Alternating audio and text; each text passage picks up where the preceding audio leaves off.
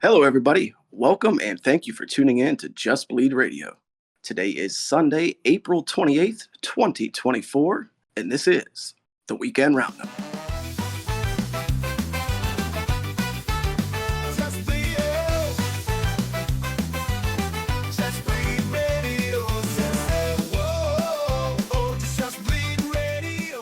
Welcome on in, guys, and thanks again for listening. This is episode 7 of the Weekend Roundup, our condensed and concentrated account of all things combat sports from the past few days. Hopefully, we can hit a few good talking points and get a laugh or two out of everyone. So, with that, I will be your host today. Y'all know me, the BED, back with your daily bread. It's Lazybed. Joining me today are the co-hosts with the most. First, he's a Brit with a bad attitude, but don't you dare call him a hooligan. Our very own Yorkshire enforcer, the Count of Casuals. It's Dangermouse. Hey up, guys. And the third member of our triumphant trifecta, the Exterminator Terminator, Mr. IPA himself, the man with the hottest takes west of the Mississippi. But that's neither here nor there because, god damn it, it's no special. Yes, how you doing, guys? I'm happy to be here. Good times. And should you hear a fourth voice or maybe a bark, that'll be our producer to the stars, Super Dave Fairtex, and his faithful companion, Chaudhry. Okay, so with that, like and subscribe, and let's get this show rolling. So, fellas, how you doing? Any exciting stories from over the weekend? I guess just, the fights perhaps turned out a little better than we were hoping. But other than that, no, it's just been fights and editing for me all weekend. For me, it has been more of just a busy weekend. Work was a hell this week, but it was also the wife's birthday weekend, or week, I should say. So I've just kind of been busy with that and whatnot. And then we went swimming yesterday, and I didn't get home to watch the fights until later. And then by then, it was already I was literally 2 beers in, and I was passing out on the couch. It was a busy weekend, and I was able to watch a majority of the main card, and I caught up on the highlights of BKFC and some nuggets here and there. Yeah, busy weekend. Those beers after a long day of swimming always hit different. Oh, dude, I was literally passing out watching the fights. It only takes a handful. Oh, I know. After that, I'm like, oh, there you go. Yeah, me personally, I had a bit of a stomach bug for the majority of Friday and Saturday, so I spent the most of my weekend feeling like Joe Martinez doing the waddle run for the restroom at the Apex. But speaking of taking shits at the Apex, that's as good of a transition as any. We slogged through another toilet bowl fight night yesterday. And of course, I'm referencing UFC Vegas 91, Nicolau versus Perez, flyweight main event. It was just originally scheduled to be a rematch of the 2021 bout between Manel Kopp and Nicolau. However, Kopp would do his usual weight miss and pull out. In steps another habitual fight canceller in Alex Perez, scheduled for 5 rounds, but of course we didn't need him. Perez KOs Nicolau with just 2:16 into round 2. What did you guys think of Perez's performance here, and anything about this one that stands out to you? We'll go to you, Austin, on this one. Okay, perfect.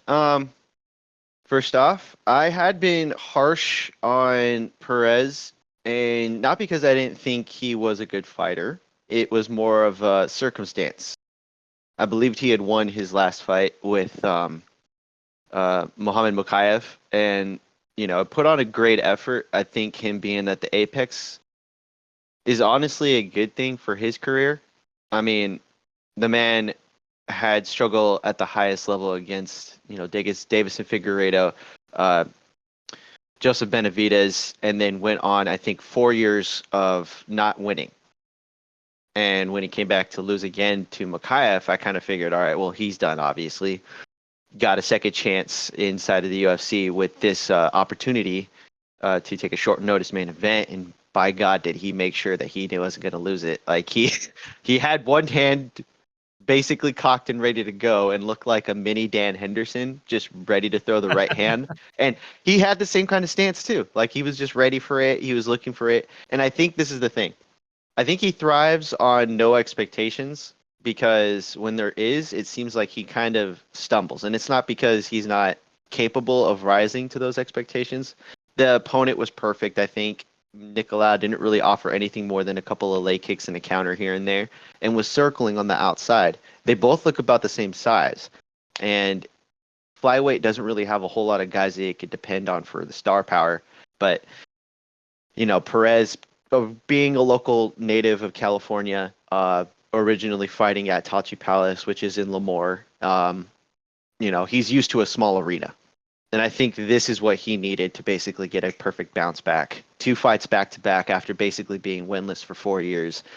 This man had no choice but to win on this weekend, and he made sure he punched his ticket to be a contender still. Good for him. Yeah, that's one of the things I had in my notes here is that this was Perez's first win in nearly 4 years, which is fucking crazy. I was like, in this modern era, like go 4 years without a W and you still got a job. That's nuts. But Dangermouse, what do you think? Yeah, as we all know, my relationship with the lighter weights isn't as good as it is with the from lightweight on upwards.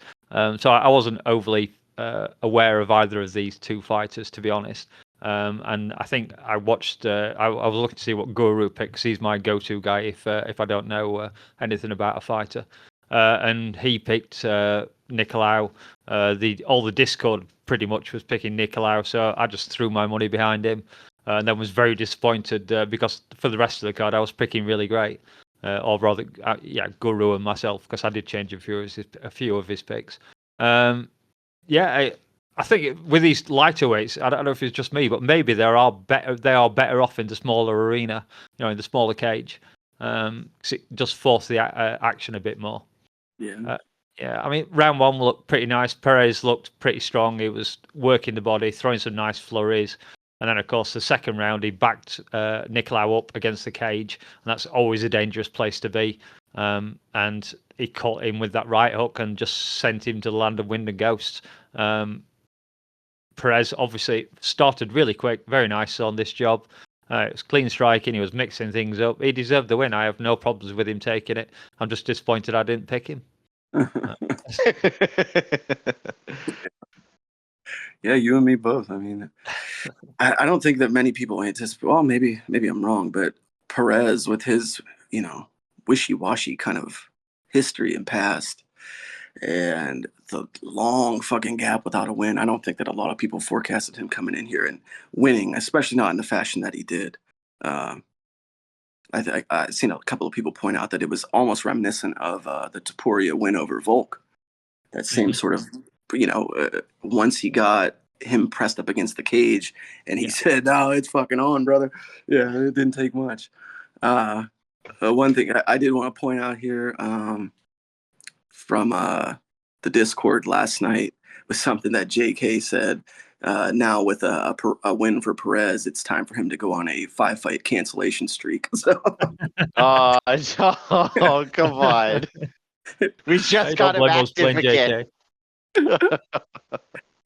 And then another thing that I thought was pretty interesting, and it got a little heat around the MMA sphere, was Nicolau walking out to Dustin Poirier's theme music. What the fuck is that? Yeah, you can't fucking steal another man's song, especially not when it's that song. I mean, that's like a signature tune for DP there. And of course, they said during the commentary that Nicolau said in the fighter meetings before the fights that he wanted to play his own music in the fight, and he couldn't even walk out to his own music. So, shame on you, Nicolau. Shame. No. That's on the UFC. Come on. I mean, he tried. Especially they do that randomly. I don't know what that is about. Like they just, they're like, if we don't have the rights to it, nah, you're good. Nah. I hope that was the case, and I hope he didn't like hand select that song because that'd be hella weird if he did. He's all, this one. I think I heard it recently. That's familiar. Oh, God. I mean, that's about all I got on that one. Like you guys were both saying, uh, fairly, impressive win. You can't discount a KO of that nature. As Jed Mashu says on the MMA fighting podcasts, flyweight unders are still alive. Flyweights, if you're a better, they're cashing tickets on the unders. So good to see finishes from the little 125ers. Yeah. Yeah. I think the only thing you can say about this is that if the main event had been there, Cap probably could have gotten the win as well. But why not just make momentum off of this? Cap seems to be the injured man and the not forgotten but sorely mistaken man as of late, missing weight and also just not showing up when he needs to. Why not just make the fight between Perez and Cap once Cap's healthy? I would say, winner of that is then all of a sudden a contender in this division. I would say also keep an eye on the winner of the upcoming fight between Joshua Van and Tatsuro Taira. Mm-hmm. Oh God, yeah, it's gonna be a good one. Yeah, so that would be a potential matchup there. Timelines somewhat line up. All right. Anything else on this one, you guys? Nope. I'm done. Nah. Okay, I didn't think so. So, from a couple of flyweights to two bundles of mindless man meat, the co-main saw the pairing of Ryan Superman Spann versus Bogdan Guskov in the light heavyweight division. This one was pretty damn fun for as long as it lasted, with the evil twin of Anthony Smith scoring a rather devastating TKO victory, 316 in round two. I'll go first here. A couple quick thoughts from me on this one. First off, fuck you, Jan Pole. You were wrong. Guskov is not just a can crusher. He's not just a can crusher. He can also crush 205-pound weight bullies, too. Okay, so you're wrong. Jan tried saying that Guskov wasn't ready for the big show, and he's probably not, but goddamn it, I fucking love this guy. I really enjoyed him leaning into the whole Anthony Smith shit, and he seems like he's got a good sense of humor. I liked the Moicano style motherfuckers in the post fight. That's always a fun little thing for anyone with the English as a second language. It's always great to hear him saying motherfuckers. Light heavyweight, of course, is wide open for strikers right now. With Alex being the champion, it proves that you don't necessarily have to be the most well-rounded guy to have success in this division.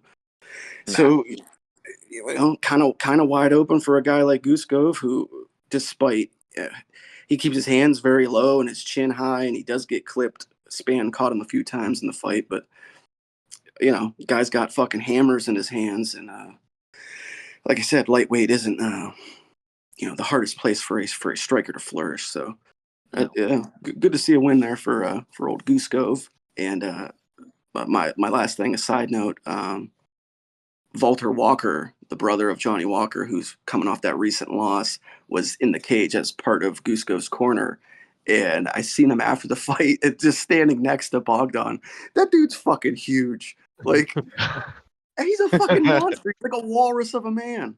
Fucking huge. And then last thing. Fucking Ryan Spann is a Fortis MMA guy. He trains with Saif Sayoud.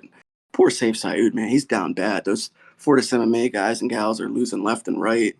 And he went from kind of being on top of the game as one of the potential coaches of the year just a couple years ago to really sort of floundering with his gym. So, Fortis MMA, I hope you can get it back on track. But yeah, that's about all I got for that. So. I'll jump in if I can then on this one. Yeah, go ahead. Yeah. So we had, obviously, first round was Spann took the first round with his grappling control, a couple of sub attempts. I made a note that it was an easy 10-9 first round, but I'll carry on with that in a bit. Then obviously the second round, we had Gustav rattled Spann, and then he just piled on the pressure, ended up knocking him down, followed it up with some vicious ground and pound, like a dozen strikes, just pounding into Spann's face, bouncing his head off the canvas. And fortunately, the referee jumped in and stopped it at that point. We saw Gustav obviously now moves into the top 15, but I'm a big fan of Gustav, and this was when I said earlier I was following Guru's picks. He picked Span, and I was like, nah, fuck you, I'm not following you on this one. I think Gustav's got it. I like Anthony Smith Jr. He's a good fighter. He amuses me. But the other thing I have to say is Herb Dean, the Iron Pyrite standard of refereeing in this fight. Just Gustav gets kneed in the nuts. He separates them, and then he wanders around, gives him enough time to get his breath back a bit, and then he sticks him back in the same position. Like, what the hell are you doing? You don't give position black to the guy who caused a foul. And immediately after, like 20, 30 seconds afterwards, he gets back into position. He knees him in the nuts again, even harder this time. And Herb, at the very least, there should have given him a hard warning, saying, control your weapons. It's a push. He could have even taken a point off him and made it a 9-all first round. And I wouldn't have objected to that at all. What a complete mess up by Herb Dean. Just as I said, Iron Pyrite standard of refereeing, fool's gold. If anyone's wondering what the hell Iron Pyrite is. Obviously I enjoyed this fight. This one set me up for the main event. I was thinking, things are going great, and then of course I picked the loser in the main event. But a fun little fight for as long as it lasted. 8 minutes of entertaining fighting, as you said, Lazy, and as I think one of Guru's reasons for not picking Gustav was that hands down stance that he tends to like fighting out of, as a bit like Bobby Green, isn't it? It's that same kind of style. Yeah. And as you said, he did get clipped once or twice, but he also ducked out, swayed out of the way of a couple. I forget if it was DC or which one of the commentators was this Span's fist had just missed his nose by millimeters by the looks of it. Absolutely flew past him. Entertaining fight. I enjoyed it. That's really all I've got to say on it. Let's see. Where do I begin? Dom on the commentating was kind of like all over the place on this one. I think he was kind of all over the place on this night as well. Am I not mistaken that the Joey Martinez, the ring announcer, was not available for this one, and they brought in another person, right? Yeah. I know he like disappeared for a second. I don't know what the hell happened, and then this lady was like announcing it, and I'm like, oh, this is different. Just to touch on that real quick briefly before you do go on, this was actually a historic first. This was the first time ever that they had a woman ring announcer. And it was all because Joe Martinez had some sort of a medical emergency or a health scare of some sort, they were saying. And Charlie Arnold, the lady who sometimes fills the Megan O'Leary role, she filled in briefly. And then Martinez came back. So whatever it was, he recovered quick. Taken short. Yeah. Maybe. Yeah. It was funny, but now that you mention it, I think at the fight prior to this, I think it was, who was it? Silva versus De Silva. Yeah, so I think what, if I'm not mistaken, his voice cracked at the end of the introductions, and I think he probably had something where it was like when you yell too much and you get too excited and your voice is gone, you're like, "Hi guys, how we doing?" Like, I don't think they would have liked that, so I think he went to the back. That makes more sense. Okay, thank God it wasn't anything serious, because I was like, all right, this is interesting. I absolutely didn't hate it. I kind of prefer that they introduce more announcers. Not that I don't like Joey Martinez or that I'm looking to replace, our sacred Bruce Buffer, whatnot. But it's nice that there's fill-in, and she did a pretty good job too. It's announcing. You have to have a voice for it, but she did pretty good. For the moment, shit, you can't fucking hold nothing against her. I'm sure she didn't expect that coming in. Oh no, yeah. Back to the fight. I think it was like Dom was counting it. Like, see, that's what you need to do. That's a good ref. And it's like 6, 7, 8 unanswered punches as he's dead on the ground, and Gustav is just unloading on him. And you're like, Dom, I don't think that's what he meant. At least no one's arguing it was an early stoppage. No, No, because he was dead. Because how was he supposed to fight back? The man was unconscious and came back from consciousness and then unconscious again multiple times in a row. Like, I get it. Dom is still holding a harvest for this fucking thing, and it's been like fucking 4 years, dude. Let it go. Like, come on. But it's neither here nor there. Span looked good on the feet. Didn't really have a whole lot of crispness in his striking. He just had consistency with his striking, which usually isn't his modus operandi. And for the most part, like Guskov kind of looked like he was struggling to keep pace, struggling to kind of he was getting hit, like you guys were saying, with counters. And then all of a sudden he just kind of slept in with this like power hand shot and then wobbled Span and then just never let him off the hook. And I think that's kind of like the thing with light heavyweight. It's like it doesn't matter how good you're doing, just like with Jury and Rakic. There is always an opportunity for the other man to just fucking clip you because this is light heavyweight, and it doesn't matter how good you are. Sometimes you just get hit by the guy who gets a heavier hand. That's about it. You know, like it sucks for Span because it looked like he had been putting some good, repetition together. I know Fortis has been struggling, like you said, Lazy. Good for Guskov. I don't think he should, jump into another fight right off the bat. I think he needs a little bit more time to work on some takedown defense. His submission defense is the only thing I would tell him to kind of like work on. I mean, this is his third fight in the UFC. He lost his opening fight or his introduction fight to the UFC to Volkan Ozdemir via submission of all things. So if he works on that a little bit, I think he could be another threat in this division. I imagine there's not going to be too much time between now and his next fight. So if he stays ready, he'll probably get another raked opponent, and hopefully it's someone that's of the ilk. You know what? I wouldn't even be upset if they gave him Justin Jacoby. I don't know if that's a fight that makes sense for him, but, just another guy who's willing to stand and bang with him probably needs to get his name out there, show another highlight finish like this. It'd be good to see him do it against a difficult striker, Jacoby. Yeah, that his Bogdan's debut fight against Vulcan, that was a short notice fill-in. So technically, with a full camp, he's undefeated in the UFC, even though it's only 2 fights. So little special nod there. Undefeated with full camp. Maybe we could have him fight Anthony Smith. Then we could have Anthony Smith versus Anthony Smith Jr.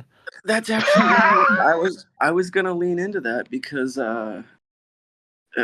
quickly I wanted to say you're right, No Special, about fucking Dom Cruz last night. Dom Cruz was absolutely horrendous.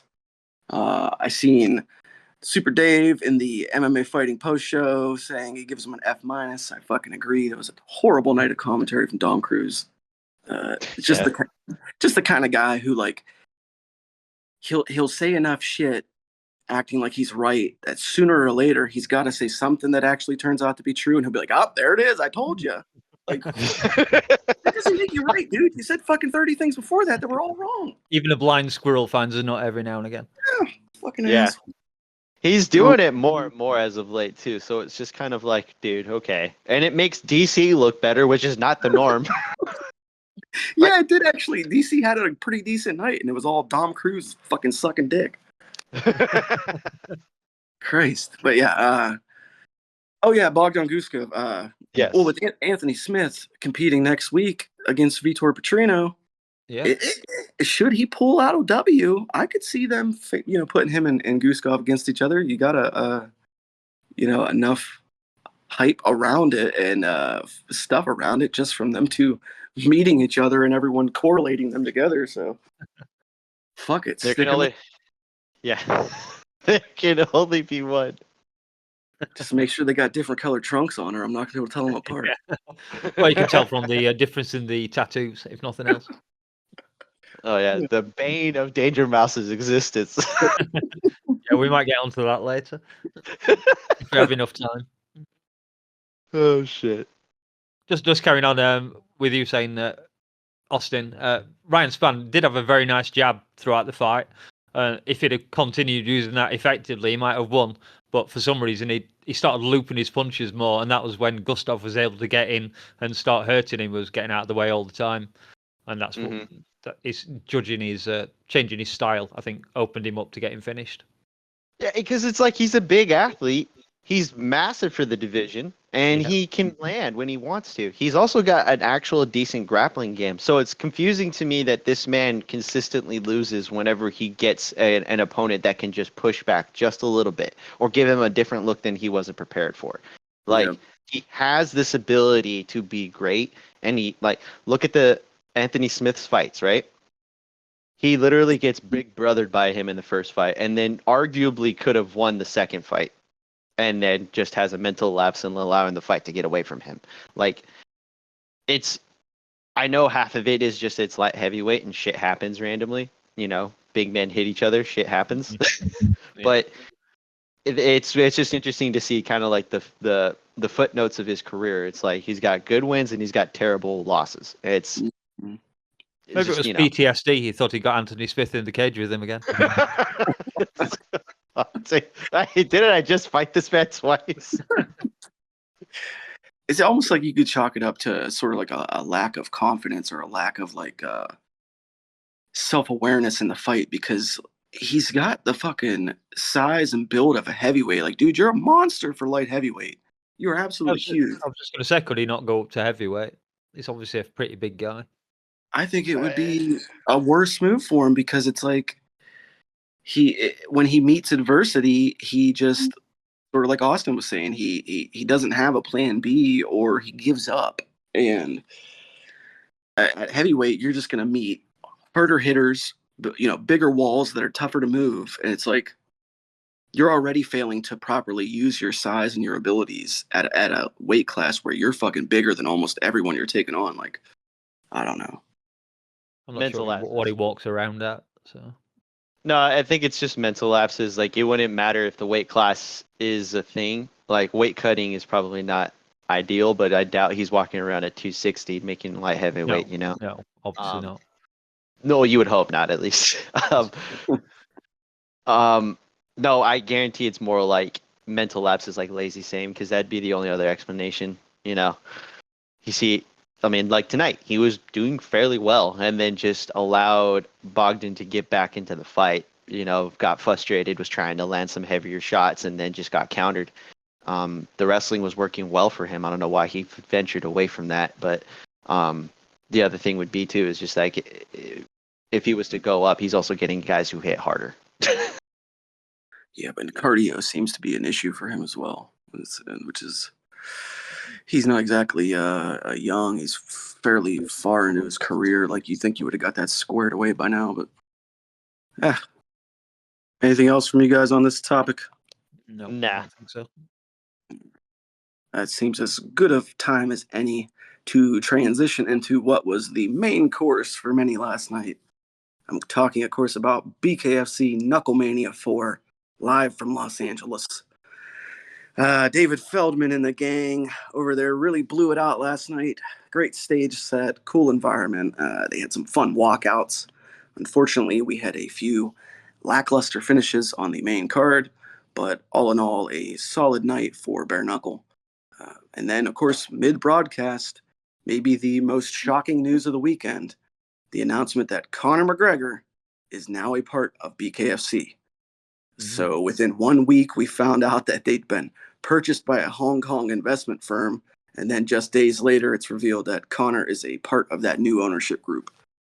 I'm not sure how or why or what the fuck the deal is with this, but Well, he had turned up, hadn't he? A few weeks ago or a few months ago, he'd turned up and gone into the cage or the ring, I suppose I should say, and yeah. started.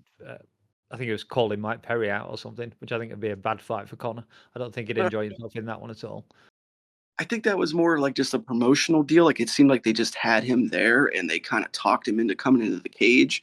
They did the little face off between him and Perry, and Conor held the belt, and people made a big deal out of it for that brief period of time. But it wasn't really like clear what that signified. And then I guess yesterday there was some hinting prior to the event or during the event that they were going to have some sort of an announcement involving Conor.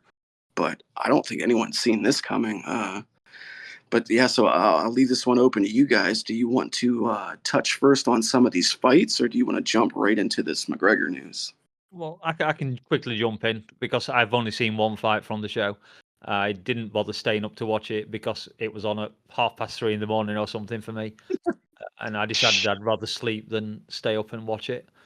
So I came down this afternoon to rewatch the fights or rewatch a few of the fights from the UFC, and I just stuck Mike Perry's fight on, thinking it'd cover me for a few minutes while I finished getting the fights downloaded.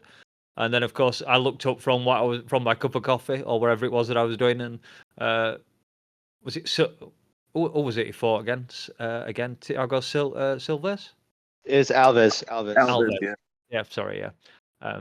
So yeah, and Alves was just getting up from obviously being knocked down. He was in a really, really bad state, kind of had his hands to the mat trying to get up, and then he finally did stand up, and the referee took one look at him and went, "Nah, son, you're not going back in there. He's gonna knock you out. If I send you back in there, I'm just giving you another concussion, and I don't need to do that." So yeah, brilliant job by Mike Perry. Left up, which seemed to be the fight of the night. The strike of the night. There were quite a few in the UFC as well. Yeah, brilliant performance by Mike Perry. It was good on the mic afterwards, screaming and shouting, and I'm the king of violence, and give me a belt shot, and all this kind of good stuff that he likes to do. So yeah, entertaining enough from the very, very tiny amount that I saw. And as I said, that's it I have on the fights in there. I'll pass it over to Austin. I tried to watch some of the events. I passed out at a certain point.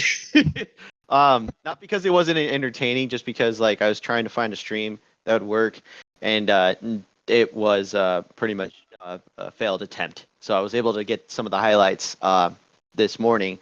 Pretty much, Mike Perry is that dude for this promotion.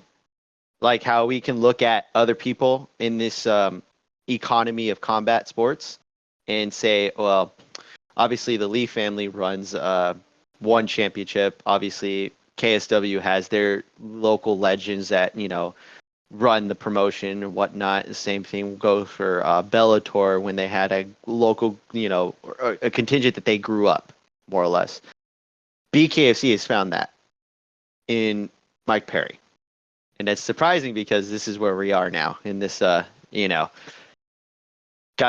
forbid if Mike Perry, the man who was, that action guy for the UFC prior to this, he has basically found a home, a base, and he is still in his, I think he's 30, 31, if I'm not mistaken, 32.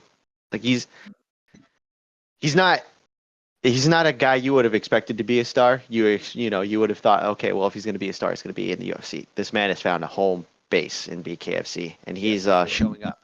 And it's interesting because I don't know if they have a whole lot of bodies to throw him. Like, look who he's fought. Like, he's fought Eddie Alvarez. He's fought Julian Lane. He's fought Luke Rockhold. It's like they physically have to get people to fight Mike Perry, and that's not a good sign for this promotion. Him being a star is not an issue. Him being a star that needs bodies is an issue.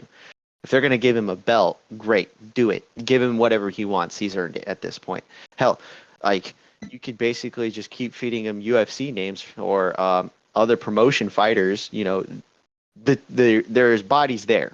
Mike Perry doesn't necessarily need a side to go with him. He just needs a C, not even a B, a C. And Thiago Alves was literally on the couch, was like, hey, you know what? I don't think I think I could give him a run for my money, for his money. Nope, that wasn't the paid case. for a very short performance, I guess. I did watch Mighty Mouse. He'd done a live review over it, and I watched his little bit of it. And he was saying Mike Perry's earned about 600,000 last night, so he's earning more than some of the champions are in the UFC. Mm-hmm. Yeah. So why the hell wouldn't he stay there if they're willing to pay him $500,000 for a fight or thereabouts? Yeah. Especially if he's not doing the tons of grappling or sparring that's needed for this too. So less damage, yes, overall. Focus on your striking. That's all you need to do.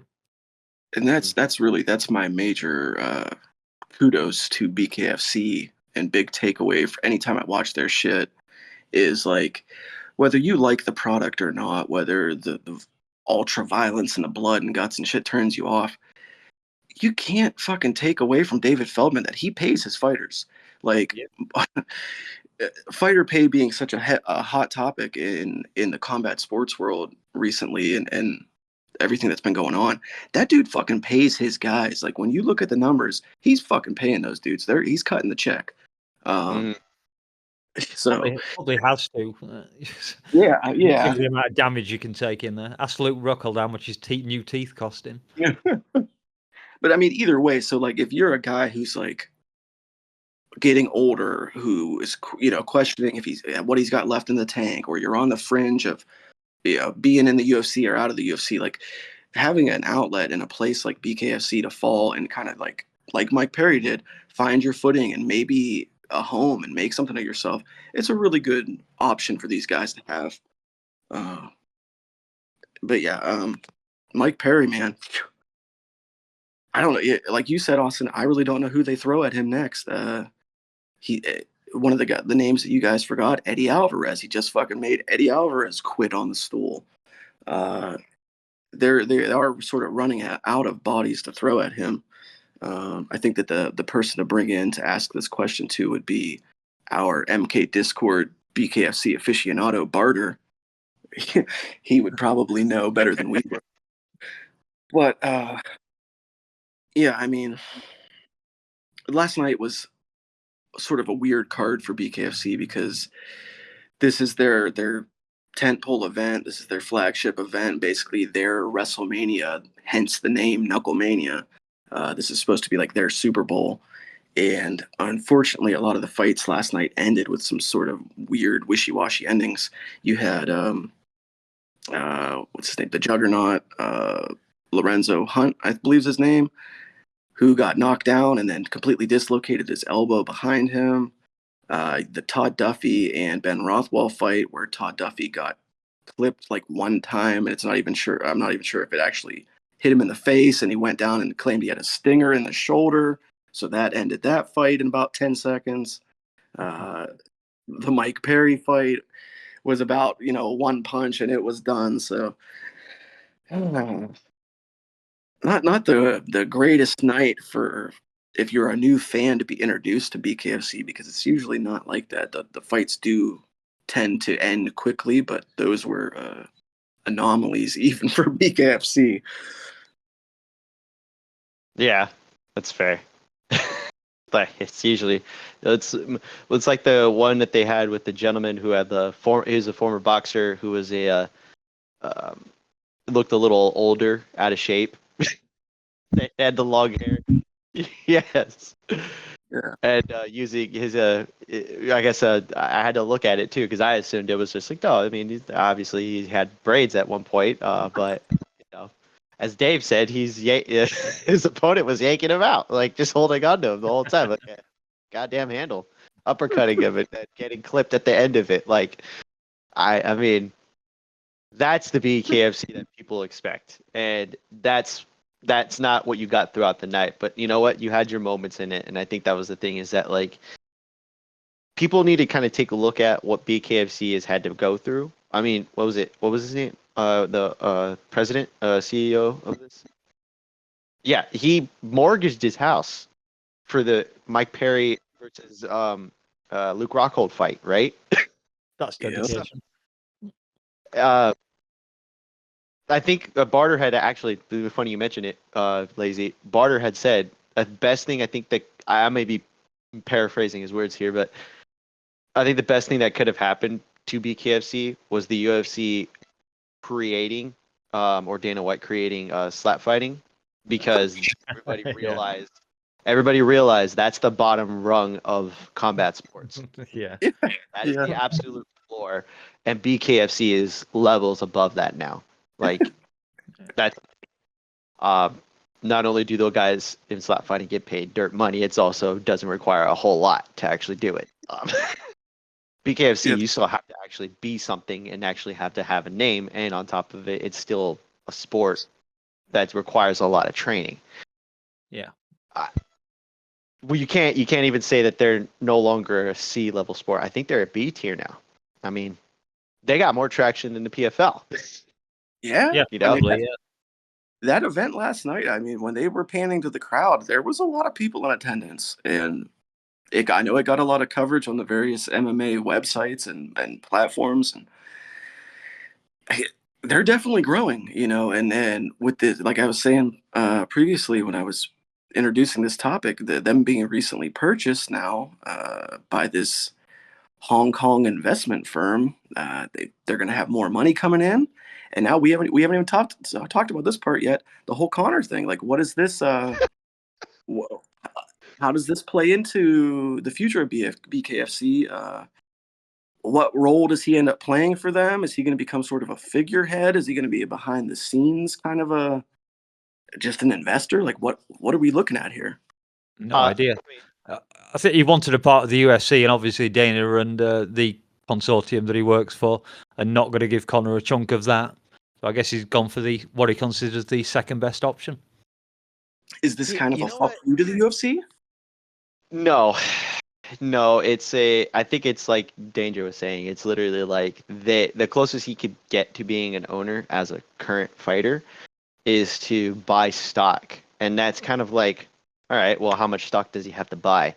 I mean, hell, Vince McMahon is selling tons of. They're on the last portion of selling the last of his stock, I think, in TKO Holdings. And Connor would have to buy, I think, 51%, I think, to be a half owner. And I don't think he wants that. I think he wants just some ownership in it. There's no way that the UFC is going to give him more than 5%, and that's like that would be a slap in the face. And I'm imagining to Connor, whereas BKFC is like, hey, we don't care how you do it. If you want to be part owner, if you want to donate money, if you just want to have some possible stock options, if you're putting your name with us, we'll definitely be with you the whole time. Can't go wrong there, honestly.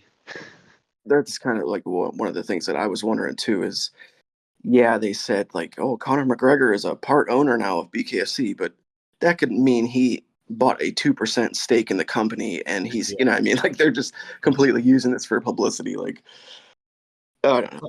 What else are you going to use Connor for at the moment? Yeah, Wait, no.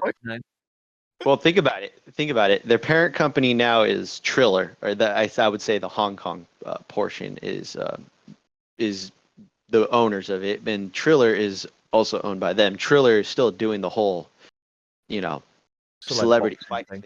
And I think what they're doing is playing the long game with Connor, waiting for whenever his contract runs out, and then going to make him a stupid offer that not the likes of which is going to be close to Mayweather or McGregor, but I think the thing is like the option exists for him outside the UFC, and I think that's the thing that he wanted, was the ability to have whatever the money he made from that McGregor Mayweather thing, but this time keep 90% of it, not 50.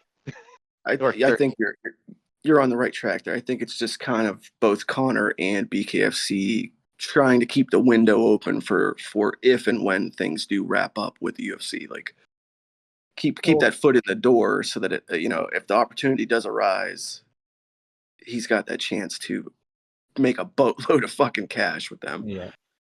Well, we now know Conor is supposedly fighting Chandler very soon, and he only has one fight left on his contract after that. So if Conor just takes whatever fight they offer him, they have to offer him 3 fights a year. It's not difficult for Conor to just say, yes, screw it, I'll take that fight.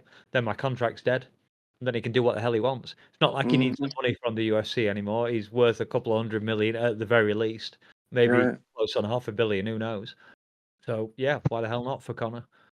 No, he is pulling a lot of that money on renting or buying yachts. So Yeah, well, I agree. Yeah, it's funny. I had heard that he was worth about $500 million or something at one point, and then I looked today, and his estimate of his worth has dropped to $200 million, which obviously is still a fuck ton of money, but it's not $500 million, is it? It's not Dana White levels of wealth. No. Yeah, I mean, what can you say? Like, the best thing you could do if you're BKFC is offer him Mike Perry, who's your biggest star, a couple of years from now. Ideally within a year and a half, 2 years at the most of waiting. That's if I'm Dave Feldman. 2 years, and Connor's pushing 40, isn't he? He's 37 by the time he fights Chandler. Possibly, but Connor's still a name, and if the UFC is going to hold on to his rights after this fight, I mean, that's going to piss Connor off more to look for alternatives, right? Yeah.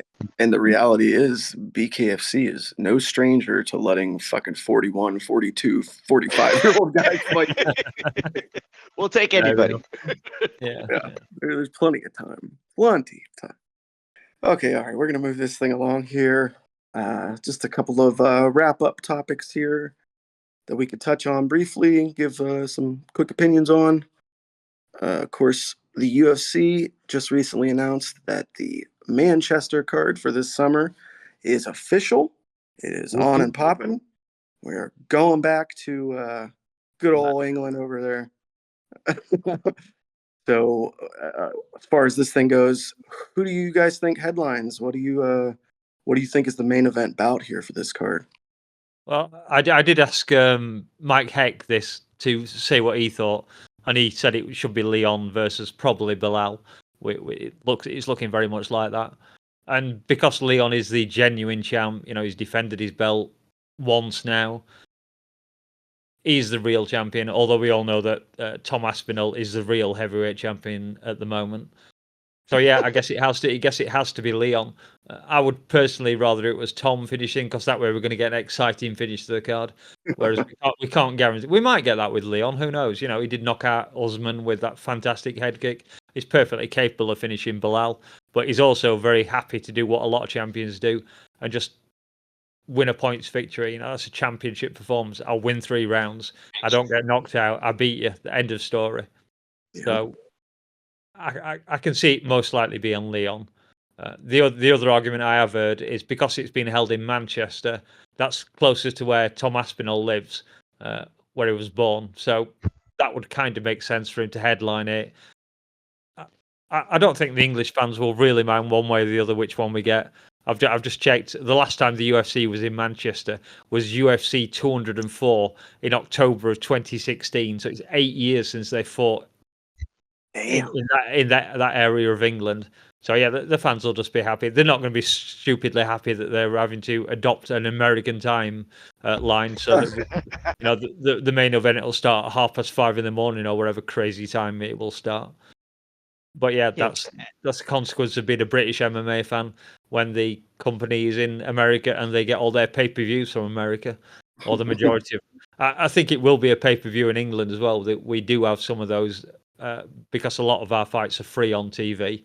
If you have the right subscription to the channel for them, but some of the big pay-per-views do get put out as pay-per-views, but I think they're only like 20-30 quid or something like that in England compared to $80-$90 in the States. Yeah. So yeah, whichever way it goes, I'm going to be happy. As long as I get to see Tom and Leon fight, I don't really care which order they're in, and we'll probably end up with Paddy as the feature bout or something like that. Yeah. Yeah. Hopefully a good night for the English fans. I agree with that. I'd say those are the two obvious headliners, and whichever way you flop them on the card, I don't think it matters too much. Personally, I'd like to see Leon get the top of the bill, just because, like you said, he is the official, actual champion, even though Tom is the champion in waiting. But yeah, I'd say either one of those works. Yeah, I mean, honestly, it's just a matter of who they put in there as the contenders or title challengers, right? It has to be Bilal. There's no. If they overlook him now, why even keep him on the roster? Like it'd be a bigger relief to know that means that Bilal can at least do other things. But like to basically not have him fight since his last minute victory over Gilbert Burns, in which both of them were basically injured going into the fight, which that fight didn't also need to happen last minute, if you guys remember correctly. Shavkat should be the next guy after Bilal, but he should not jump Bilal Muhammad. I mean, there's this whole thing of fair. Don't I think as some of the guys in MMA fighting would say, remove the word fair from your vocabulary when you talk about MMA, especially inside the UFC meritocracy standing. But it's like, no, I'm sorry. I choose to live in a world where that still exists. Does it exist all the time? No. Does it exist when it needs to? Not necessarily either. No. But to just ignore it as if this is like fair and you guys are basically like excusing the UFC's behavior because of it. No, I'm not going to do that because I'm not 12. Sorry. No, I'm going to cheer for Bilal Muhammad to get that opportunity because the man's earned it. Let's not ignore him like everybody wants to, laugh about and whatnot. Helios is right. It doesn't matter. The guy's earned it, regardless if he's, going to win or not. He's earned the opportunity. Yeah, I kind of want him to get it because I think it's a fairly easy title defense for Leon. He'll have two defeats, 2 wins on it, 2 defenses on his belt, and then if it's Shavkat, I actually think Leon's got a chance of beating Shavkat as well. So, yeah, I'm not saying he will, but I think he has a very good chance. I think people are overrating Shavkat's wrestling in some respects. He's no doubt he's pretty good as a wrestler, but he has struggled to get people down. And we all know that Leon has done nothing for the last 5 years, probably, working out how to defend takedowns against Kamaru Usman, Colby Covington, and all the rest of the people he's had to fight. So yeah, I don't see him having a problem with Shavkat's wrestling. Leon's striking is better than Shavkat's striking. I don't think you can really argue that. So yeah, either way, it'll be a fun fight.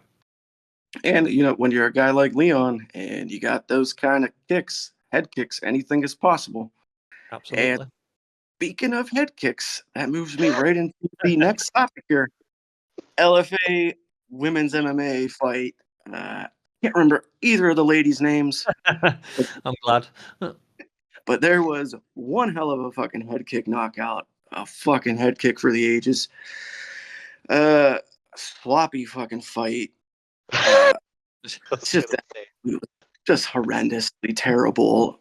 The girl that got out had no fucking right whatsoever being in there. I read some fucking shit online. I think this was either her first or second fight as a pro after turning pro from amateur. The girl that she was facing was a multiple-time Muay Thai world champion, and despite not having too many MMA fights under her belt either, apparently had dozens and dozens of Muay Thai fights under her belt.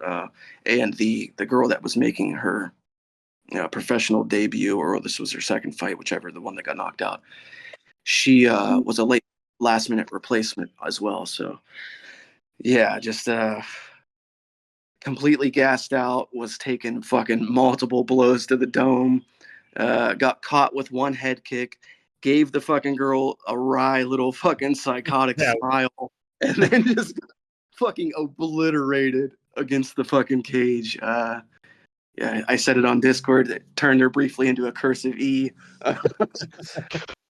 Just fucking awesome. I love fucking B-League MMA. It's so fun. One of my favorite moments of the week. That was great watching it because it was just like, oh my god, what's happening? Kind of reminded me of the Austin Lane fight, where he's just kind of like, I don't want to know what to do with my hands. Just standing there taking the shots, and then all of a sudden the head kick just comes in, and you're like, oh god. Oh, she's dead? Oh, please no. Oh, she's okay. Okay. Yeah, I was like, oh my fucking god. Like, she's dead. They killed her. I've only seen I've seen the highlight kick, it is fantastic. As you said, the little smile she gives her when she takes the first one to the face, and then 10 seconds later she's laying on the floor going, "Where the hell am I?" Was a beautiful kick. I didn't realize the lasso kicker was a Muay Thai expert, but it clearly showed in that kick. Very, very good. I haven't looked into it, but that is what I read, so I'm going with it because that's how it fucking looked when it happened. All right. Last topic here before we wrap this show up. A brief look ahead at UFC 301 next weekend, which I'm sure we will be doing a full JBR or weekend roundup for at very least. Do you guys got any fights from this card that stand out to you? Let's see. Pulling the card up now. Honestly, it's going to be Jonathan Martinez versus Jose Aldo. I mean, if that one is going to say that. I see. Don't you judge me. Very predictable. Look, it's Jose. How could you not? He's returning, and for some reason, to 135 against a killer at 135. A man who has made a name for himself as the leg kicking machine in Jose Aldo. is now facing a man who has had several finishes with leg kicks finishes, and it's funny because now Jose Aldo's older. He's had some time off to do boxing and whatnot, and is coming back as a favor for the UFC to help this depressing card. It, that'd be the one if you're gonna look at it and be like, I hope he does something, and if not, it is what it is. At least he gets to walk off into the sunset at home in Rio. If I'm not mistaken, is that where it's taking place? Yes, it is. Yep. Mm-hmm. Yeah. So I'm just looking at I'm never Martinez. taking- He's got 2 TKOs from leg kicks, which I think puts him up there with Barbosa and just about everybody else who's got leg kick finishes. I don't think Yeah. I can't think of anyone else 3. What about you, Mouse? You got a fight of the card here that you're looking forward to? I'm kind of looking forward to the main event more than anything else, I think. Obviously, there's Anthony Smith Sr. on there versus Vito Petrino, which I'll be interested to see the result of that. There's Paul Craig, who's always a bit of a... Obviously, he's a UK fighter, so I'd like to see him win, but you never know with Craig. He can be good one night and terrible the next, and then he can be terrible for 14 minutes, 55 seconds, and get a triangle around your neck and win the fight in the last few seconds. But yeah, Alexander Pantoja versus Steve Erceg. Erceg's boxing is really, really crisp. That should be fun. Pantoja, I know he hasn't hit the magical 35 stat yet, but he is, these lighter weight classes, that 35 stat does kind of drop a little bit. So when you're getting 34, 33, you're starting to lose that speed. I could easily see Erceg getting the win against Pantoja. I might even pick him. I haven't decided yet, but yeah, I guess that's the fight I'm most looking forward to on there. That's a good shout. Good shout. I think I'm gonna go with the feature bout from the prelim card. The Welshman Jack Shore taking on Joe Anderson Brito. Joe Anderson Brito, of course, had that fight last month or a couple months ago against Elvis Brenner, who's also on this same card. That was an absolute fucking war. That might have been a rematch, actually. Can't remember. But yeah, either way, Brito's a fucking madman. Always comes for the fight. Jack Shore, 17-1. Fucking absolute tank of a man for a little featherweight, which is fitting because apparently his nickname is Tank. So yeah, looking forward to that little featherweight scrap there. Jack Shore and Joe Anderson Brito to close out the prelims for us next Saturday night. Yeah. His, That should be good one as well. I was gonna say his most famous words were blah blah blah blah blah blah blah. Like, if I remember correctly, right? Yeah. I'll just crack me Welsh accent out for next week. Oh yeah, what's it called? Valley Talk? Valley Talk, yeah. Someone labelled it as that. Well, the Welsh valleys, and they're often described that way. Get your fucking pipes ready, Danger Mouse, because next week we're all looking forward to some Valley Talk. Oh yeah, I'll practice my accent all week. I'm better at an Irish accent. I was gonna yes. Quick aside, Michel Perez is also on this one, and this is his third, I think, fight at middleweight, if I'm not mistaken. Yep, looking like an absolute destroyer. Mm-hmm. Be interesting to see how he does. Yeah, all in all, after this fucking piece of shit card at the Apex following 300, we're back in the good stuff again, guys. Mm-hmm. Well, going on to Pereira, his last 2 fights at middleweight, he's earned performance of the night for them both. So Yeah, because they only lasted 30 seconds. 1 minute 1 and 1 minute 6 to be accurate, but yeah, pretty short. And it's his second fight at. Sorry, this will be his third fight at middleweight. Yeah, he's fought twice before at middleweight. Yeah, and he's still huge. That's something. Hopefully, he won't be wasting his energy doing backflips, getting into the cage, or anything stupid. Oh no, he'll still do it. He just won't do it as much. Yeah, can but hope. He's gonna be dancing, and hopefully so will we, because hopefully it's a fucking banger card. Yeah.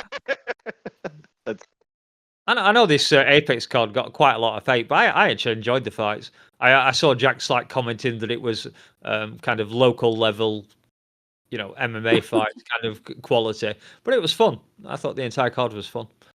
I didn't have any problems staying up to watch it. Yeah, that's the thing. Like we had said this prior, I had been saying this the whole time we've been talking about Apex cards. It's like they're fine if you don't have expectations. Don't like if you just watch them just to watch them. It's just a thing to put on the TV as you're eating dinner or you're doing something else.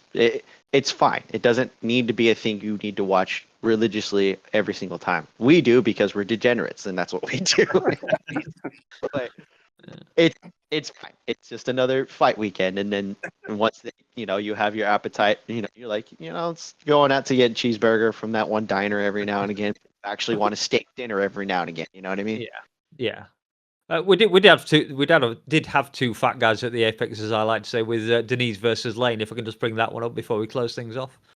That was a fun little fight as well, with Lane getting control for the first round. I think if he'd had a bit longer at the end of the first round, he might have finished it because he gained mount and started to throw a few strikes, and then that was it. The referee stood him up, and then Denise came out in the second round and got the KO pretty quickly. Lane just absolutely gassed by the looks of it. He was looking at the clock, and I think it was DC was there. You don't know looking at the clock when there's still 3 minutes left on it.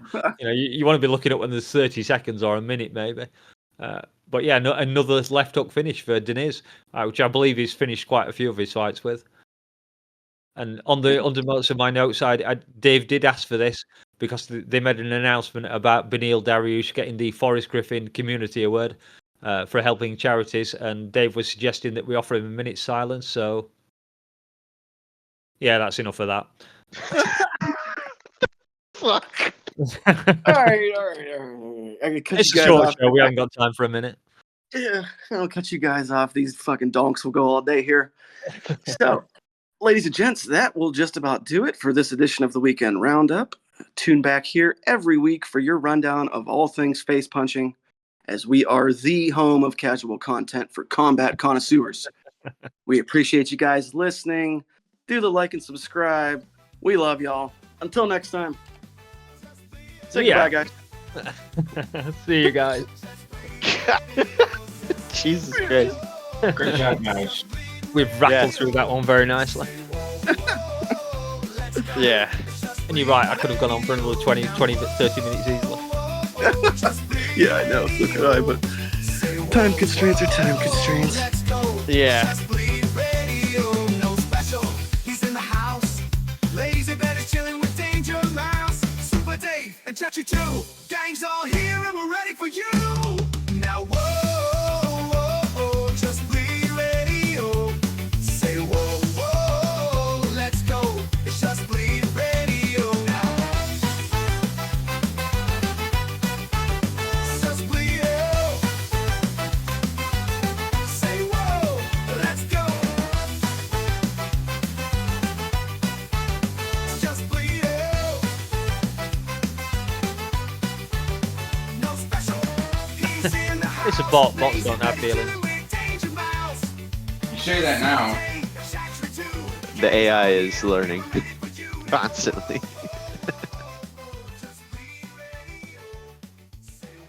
Absolutely feels it. They're just so fast. That's the problem. You can't when they're faster than a snake can strike. So that's how bloody fast they are. Really? Yeah. The reaction time is ridiculous. Just off the scale. If one ever came at human size and retained its thing, it'd tear your face off with one paw, and you wouldn't stand a chance of blocking it. The reaction Jesus time Christ. is off the scale. I think it's like twice as fast as a Formula One driver or something like that. Twice as good on reactions, maybe even better than that.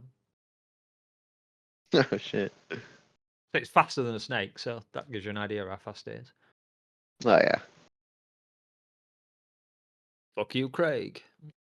Fuck you, Craig. Fuck you, motherfucker, Craig. Wow, getting harsh on Craig now.